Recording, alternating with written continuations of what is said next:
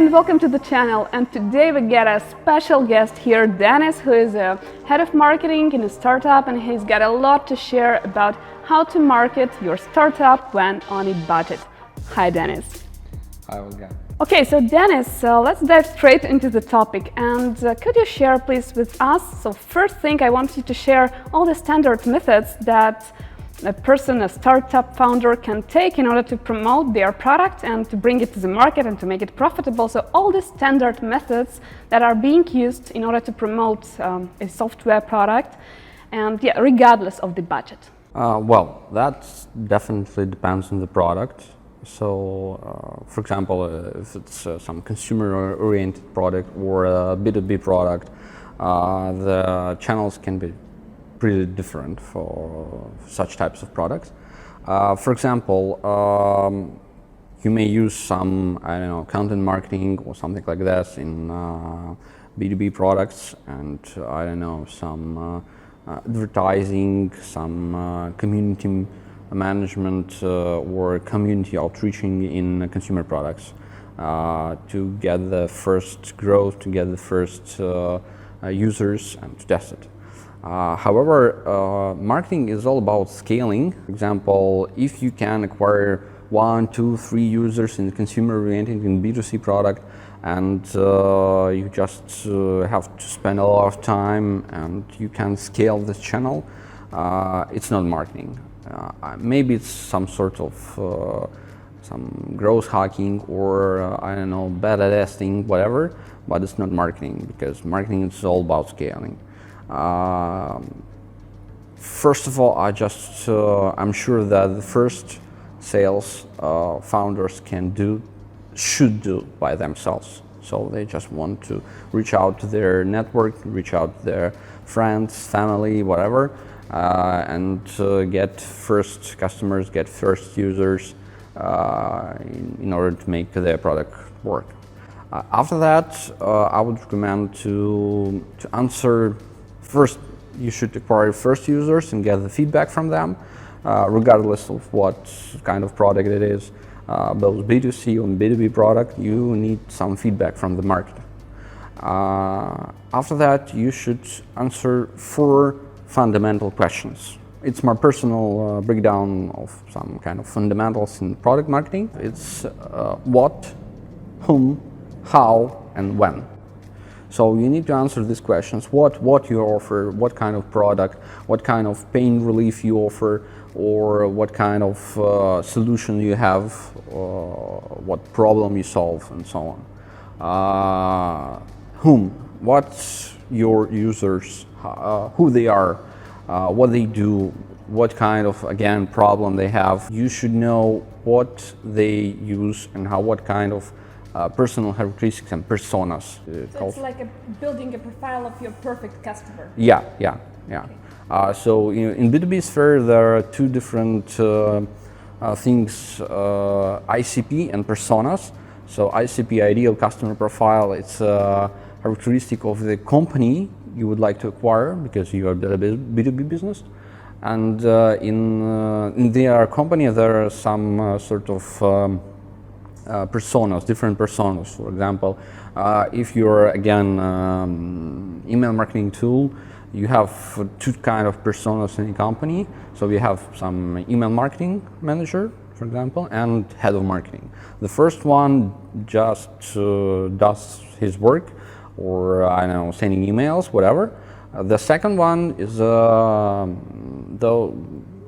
guy who, or the girl who will just make a decision what kind of tool to use. So yeah, that's right.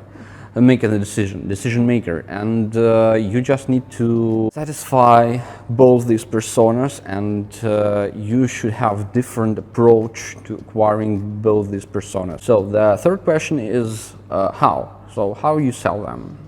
Whether they look for some content, whether they look some advice, reach out to them via LinkedIn, email, maybe some Facebook advertising, whatever. So we're just defining channels, marketing mix, the whole marketing mix. After that, you need to answer the question when. That's pretty tough question, because most companies just forget about that.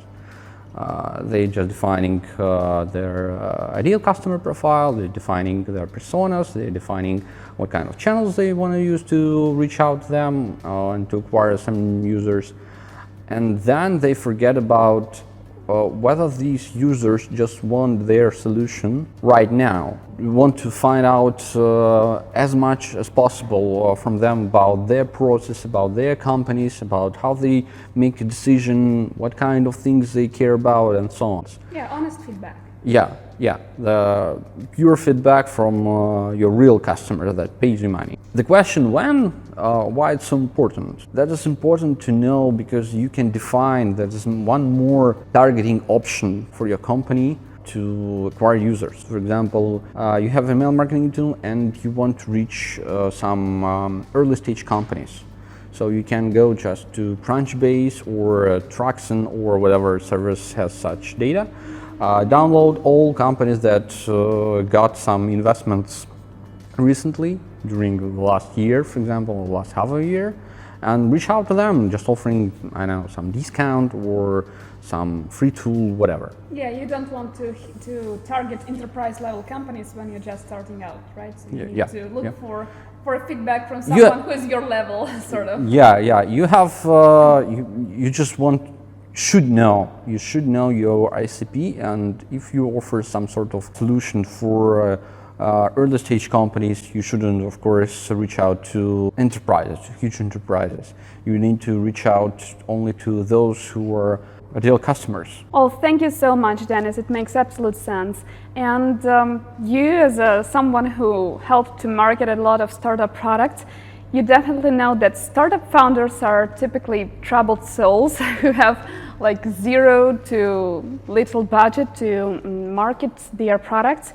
So what are some methods that startup founders can use in order to promote their products when on a limited budget? Again, that depends, definitely depends on the product, because for at least whether it's consumer-oriented or business-oriented. Some standard methods for consumer-oriented, some B2C products just are advertising, some communities, public relationship with media, some pitching to journalists and so on. On the other hand, you may have business-oriented product, general sources of acquiring users in B2B domain is just writing some content, some amazing, outstanding content about your product, about features, about how to get the most value from this product for every exact industry, for e-commerce, for B2B businesses. So you just need to have a list of content for every kind of ICP you may have, every kind of persona you may have, and so on. You can start with multiple ICPs, you can start with multiple industries if you have budget. Of course, if you have zero budget, I recommend to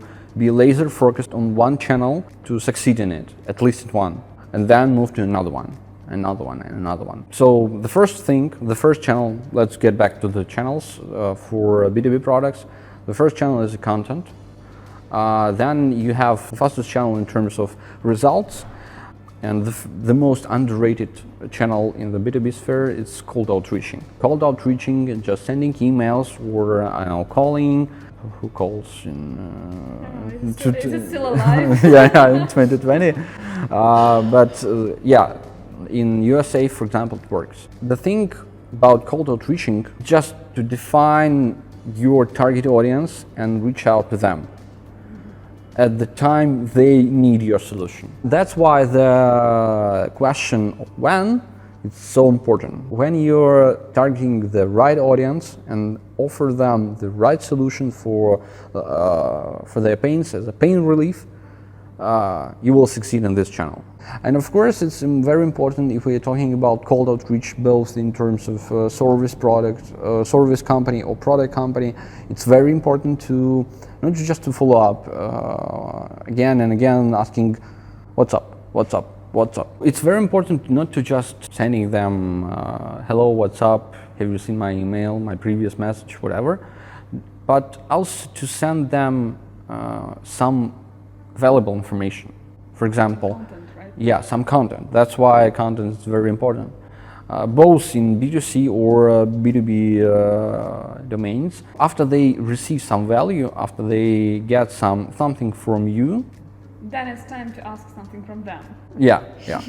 Well, when they agree to listen to you, it's not look like spam. It's just you're just helping them, just sharing some value with them, and then you make their business thrive. It's very cool. It's very important in terms of cold outreaching. The third channel, very standard for B2B businesses, is listings. Wherever it's Capterra, G2 Crowd, or G2, and some other channels, some other platforms to be listed in terms of some, I don't know, best whatever tools. If you're launching some both B2C or B2B product, but only low check B2B product, for example, I know several dozens or up to $100 average check, then you need to think over about affiliate marketing. So you just need to integrate some affiliate system and acquire some partners that can bring customers to you for some referral fee. It's really good channel to acquire user because they generate a lot of traffic. They gather a lot of both organic and paid traffic from high volume keywords in your industry usually, and it's a really good chance for you to be listed in these top lists and get a lot of customers and get a lot of traffic from them. Without affiliates, without these commissions, you just can't do it because they just agree to list you only if you have this affiliate link. The same, by the way, can be told about the media. A lot of media, a lot of journalists just agree to list your product, to make a review of it, only if you can give them affiliate link. So Dennis, my next question to you would be, I would like you to dive into more specifics, and could you provide an example where you had to market a startup's product and the startup was on a limited budget, and what did you do exactly? So what did you do? This example was very, very cool. It's a pure example of growth hacking. In this product, we required a lot of information about different types of digital products. So we decided that it's pretty hard to gather all legal information that is usually kept inside of the company, and it's not totally public, and you just need to gather this information from the company. It's very tough task to make it manually, just writing to the company, asking them several questions, just note these questions and get back to another one, and another one, and another one. There are a lot of thousands of companies all over the world that we had to reach out to. So we decided to make a rating. So we created something like, by the way, Capterra. We made our own rating of different companies, some top companies in CRM, some top CRM tools, some top email marketing tools, some top automation tools, some top, sales automation tools, and so on. There was about several hundreds of categories. There are several thousands of companies. We just scraped all the internet to find all the information about them. In a month or two after we released this rating, they were starting to be interested in be listed in this rating because they're compliant. Oh, come on, guys, we are compliant. Oh, we said, okay, then prove it. Just give us this information. They said, okay, that's your information. They're just sending it by email. And we told, no, guys. Go sign up in our product and just put this information by yourself. So we had about several thousand users that we acquired due to this rating. It still works. We're gathering about several thousands of visitors per month just because of this rating. Because people just trying to find some sort of information about these products, and the only place they could find this information was our rating. Some of them decided to use the product afterwards, some of them no, because they have their own costly legal consultancy agency. They already paid a lot of money to, and they just want to get all this money back. That's pure growth marketing and great example of marketing product without budget, totally without budget. Dennis, it makes such sense, and I haven't heard about listings before, so this is a great one. Thank you. And do you have maybe any extra advice for startup founders who try to market their products, especially on early stages? It will be very strange to hear such a piece of advice from me, but I would recommend you to focus on the product, on your research and development. Remember these 4 questions I mentioned before: what, whom, how, and when. To tell the truth, marketing, pure marketing, only all about the last 2, about how and when. Maybe about whom, but you should know whom you're trying to sell your product before you start doing marketing. Well, even before you hire some marketing person, some marketing manager in your company, you already should know your audience. You already should know your customers, and you should know what kind of things you would like to offer them. So the biggest advice I can give startup founders is to focus on their product and make it awesome. Make sure that your product solves some problem, that it's a pain relief, and your users, your potential customers, potential users have this pain. That's super important. Without that, you will fail. When you have a product, you have an audience, the audience has some problem, and your product solves this problem. And make it in some timely and not expensive manner, you will succeed. Whatever you're marketing, whatever channels you will use, everything. You just need to talk with your customers, with your audience, with your users, and they will tell you a lot of things you would need to know to market your product, your startup, pretty excellent.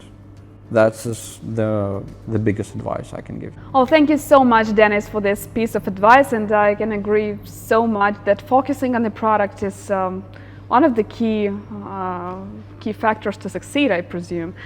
And yes, listening to the audience, you can like separate this advice, right? Focusing on the product and listening to the audience at the same time, right? So that you could focus again on the product. You heard him.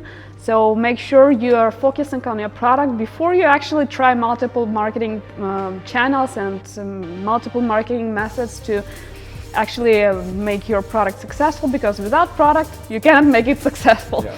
Yeah. Okay, so thank you so much, Dennis. I'm happy to have you on my channel. Thank you so much for agreeing to do this interview with me. And yes, if you have any questions for Dennis, drop these questions below in the comments bar, and I will be happy to see you next week.